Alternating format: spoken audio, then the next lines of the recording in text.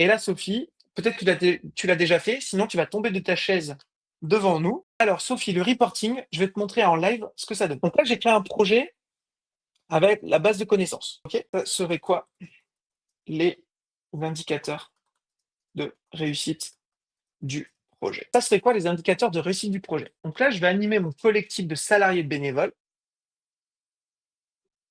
et je vais commencer à développer les indicateurs de réussite de l'événement. Donc là, ce qui est intéressant dans le chat GPT, c'est que non seulement il me donne les indicateurs, mais en plus il me donne la source. Et donc là, il me donne nombre d'enfants inscrits, c'est un indicateur fort, taux de présence le jour J, diversité des profils. Est-ce que les enfants sont issus des clubs, est-ce qu'ils sont issus des quartiers prioritaires ou publics accompagnés autres, comme les familles par exemple? Est-ce que le nombre de clubs participants à la collecte de l'événement, combien j'en ai eu? Engagement de la durée sur la collecte, etc. Donc là, il me donne mes indicateurs, etc. Donc là, c'est super. Et là, Sophie, peut-être que tu l'as déjà fait, sinon tu vas tomber de ta chaise devant nous. Parfait. Fais-moi un tableau avec un indicateur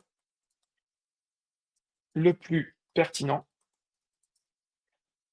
pour tac. Alors là, je simplifie mon tableau parce que sinon, il va mettre 3 ans à se faire. Enfin, pas 3 ans, mais il va prendre du temps. Déjà que j'ai un différé et que des fois, j'arrête de parler, c'est un peu bizarre. Donc, exemple. Donc, ChatGPT, il adore les exemples. Mettez-lui des exemples, comme ça, il a compris.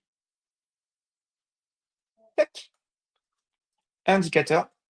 Boum. Et là, il va me créer le tableau pour chaque thème, un indicateur pertinent. Donc là, je lui laisse la main pour définir l'indicateur pertinent qu'il souhaite. Là, par exemple, moi, je suis en train d'accompagner des associations qui font de la réinsertion de délinquants qui ont été condamnés au tribunal, dans les tribunaux. Ils doivent faire des rapports auprès des tribunaux, etc. On est en train de systématiser ça. Donc tout ce qui est projet de vie, tout ce qui est process d'accompagnement attendu, jalons, normes, comme par exemple Calliope pour les organismes de formation.